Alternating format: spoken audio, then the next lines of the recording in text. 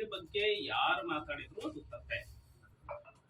ಅದನ್ನ ಆಮೇಲೆ ನನ್ನ ಕಾರ್ಯಕರ್ತರಿಗೆ ವಿಶೇಷವಾಗಿ ಕಾನೂನದ್ದು ಉಲ್ಲಂಘನೆ ಒಂಚೂರು ಆಗಬಾರ್ದು ಅಂತ ಹೇಳಿ ತಿಳುವಳಿಕೆ ಕೊಡ್ತಿರ್ತೇನೆ ನಾನು. ಬಟ್ ಯಾವ ಆಧಾರದ ಮೇಲೆ ಸ್ಟೇಷನ್ಗೆ ತಂದು ಕೂರಿಸಿದ್ರು ಸರ್? FIR ಆಯ್ತಾ?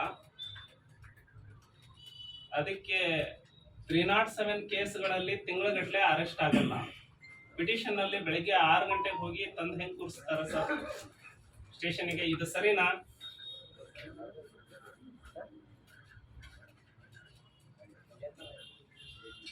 ಅಲ್ಲ, ಇದು ಒಬ್ಬ ಪುರಸಭೆ ಸದಸ್ಯ.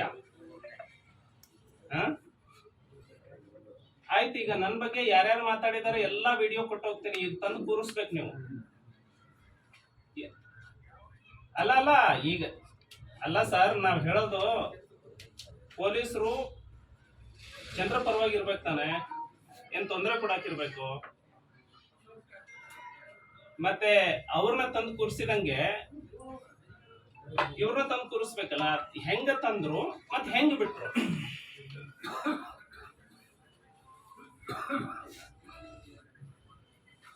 ಅಲ್ಲ, ಈಗ ಏನ್ ಡಿಸ್ಪೋಸ್ ಮಾಡಿದ್ರಿ ಅದನ್ನ?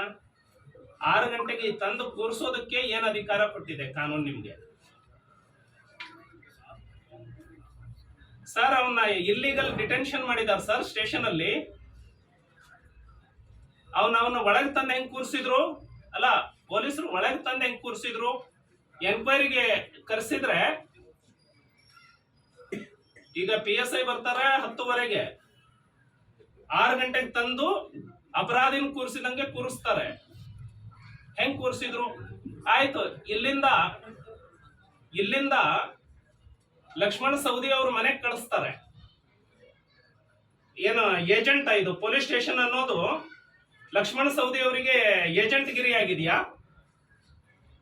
ಹೆಂಗ್ ಕಳಿಸಿದ್ರು ಸರ್ ಇಲ್ಲಿಂದ? ನನಗಷ್ಟೇ ಹೇಳಿ.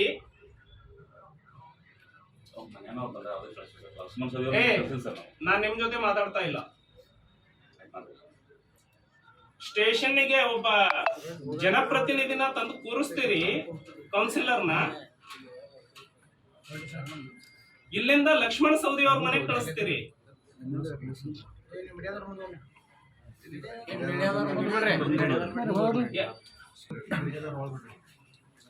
ಆಯ್ತು, ಅವ್ರನ್ನ ಬಿಟ್ಟು ಕಳಿಸಿದ್ರಲ್ಲ, ಏನ್ ತಗೊಂಡ್ರಿ? ಏನ್? ಅಲ್ಲ, ನಾನು ಹೇಳೋದು ಕೇಳಿ ಸರ್. ಪೊಲೀಸ್ ಸ್ಟೇಷನ್ ಇರುವಂತದ್ದು ಜನಸಾಮಾನ್ಯರ ರಕ್ಷಣೆಗೆ.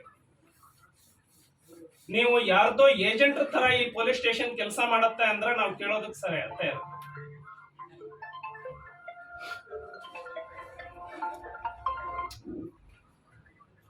ನಾನು ಇಲ್ಲೀಗಲ್ ಒಂದ್ ಹೇಳಿದ್ದೀನಿ ಅಂದ್ರೆ ನೀವಾದ್ರೂ ಇಲ್ಲೇ ಹೇಳ್ಬೋದು. ಅದಕ್ಕೆ ಸರ್ ನಾನು ಹೇಳೋದು, ಇನ್ನು ಮುಂದೆ ಸರ್ ನಾನು ಬಹಳ ನೋಡಿದ್ದೀನಿ, ಯಾವ್ದ್ರಲ್ಲಿ ಪಿಟಿಷನ್ ಇದೆ, ಯಾರು ಪಿಟಿಷನ್ ಕೊಟ್ಟಿದ್ದಾರೆ ಪಿಟಿಷನ್ ತೋರಿಸಿ. ಎರಡನೇದು 6 ಗಂಟೆಯಿಂದ ಬರೋದಕ್ಕೆ ಹೇಳ್ಬೇಕು ನೀವು. ಸ್ಟೇಷನ್ ಒಳಗಡೆ ಹೆಂಗ್ ಕೂರಿಸಿದ್ರಿ? ಅವನ್ನ ಸ್ಟೇಷನ್ ಒಳಗಡೆ ಕೂರಿಸ್ತಾರೆ. ಬಿಡಿ, ಸ್ನಾನ ಮಾಡಿ ಬರ್ತಾನೆ ಬಿಡಿ ಅಂತ ಹೇಳಿ ಸ್ವತಃ ನಾನು ಫೋನ್ ಮಾಡಿದ್ದೀನಿ ನಿಮ್ PSIಗೆ. ನಾನು ಹೇಳಿದ್ನ ಇಲ್ರಿ ನಿಮ್ಗೆ? ಸ್ನಾನ ಮಾಡಿ ಬರ್ತಾನೆ, ಹೆಂಗ ಒಳಗೆ ಇಟ್ರಿ ನೀವು ಅಂತ ನಾ ಹೇಳೋದು. ಅಲ್ಲಪ್ಪ, ಪಿಟಿಷನ್ ಎನ್ಕ್ವೈರಿ ಕರ್ಸಿರ್ತಾನೆ, ನೀವು ಒಳಗೆ ಹೆಂಗ್ ಇಟ್ಟಿ, ಒಳಗೆ ಹೆಂಗ್ ಕೂರಿಸಿದೀವಿ ಅವನ್ನ? ವಿಚಾರಣೆ ಮಾಡ್ತಾ ಇದೀವಿ ನಾವೇನ್ ಯಾರಿಗಿಲ್ಲ ಬೇರೆ. ಅಲ್ಲ, ವಿಚಾರಣೆಗೆ ಒಳಗೆ ಹೆಂಗ್ ಕೂರಿಸ್ತಿ? ನಾನು ಫೋನ್ ಮಾಡಿ ಸ್ನಾನಕ್ಕೆ ಬಿಡುವಂತ ಯಾಕೆ ಹೇಳ್ಬೇಕು ನಿಮ್ಗೆ? ಅವರಿಗೆ ನಾನು ನಿಮಗೆ ಫೋನ್ ಹಚ್ಚಿ ಸರ್ ಮಾತಾಡ್ತೀನಿ ಸರ್. ನಾನು ನಿಮಗೆ ಮಾತಾಡ್ತೀನಿ ಸರ್. ಹೇಳಿ ಸರ್. ಸರ್ 100 ಕೇಸ್ಗಳು ನೀವು ರಿವ್ಯೂ ಮಾಡಿ. ಮಂತ್ಲಿ ರಿವ್ಯೂ ಅಲ್ಲಿ 307 ಕೇಸಲ್ಲಿ 302 ಕೇಸಲ್ಲಿ ಇವರು ಅರೆಸ್ಟ್ ಮಾಡೋದಕ್ಕೆ ಎಷ್ಟು ದಿನ ತಗೊಳ್ತಾರೆ?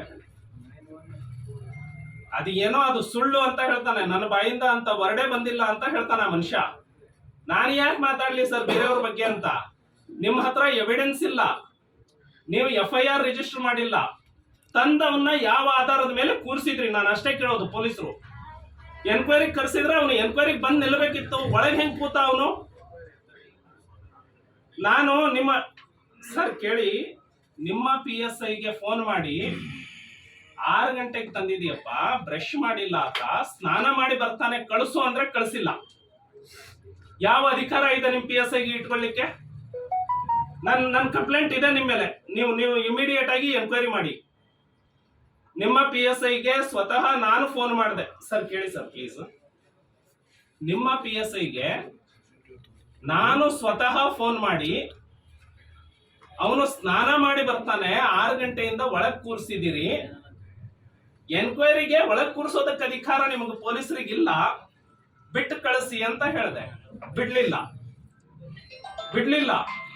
ಈಗ ನಾನು ಸ್ಟೇಷನ್ಗೆ ಬರ್ತೀನಿ ಅಂದ ಮೇಲೆ ಇಲ್ಲಿಂದ ಲಕ್ಷ್ಮಣ ಸೌದಿ ಅವ್ರ ಮನೆಗೆ ಕಳಿಸ್ತಾರೆ, ಹೋಗಿ ಅವ್ರ ಕ್ಷಮೆ ಕೇಳು ಅಂತ. ಪೊಲೀಸರು ಏಜೆಂಟಾ ಲಕ್ಷ್ಮಣ ಸೌದಿಗೆ?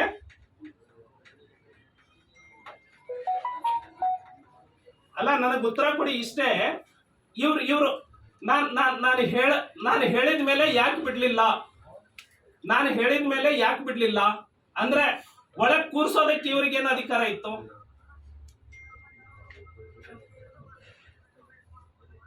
ಅದಕ್ಕೆ ಒಳಗೆ ಯಾಕೆ ಕೂರಿಸಿದ್ರು ಅಂತ ಪಿಟಿಷನ್ ಎನ್ಕ್ವೈರಿ ಒಳಗೆ ಕೂರಿಸೋದಕ್ಕೆ ನಿಮ್ಗೆ ಅಧಿಕಾರ ಎಲ್ಲಿದೆ?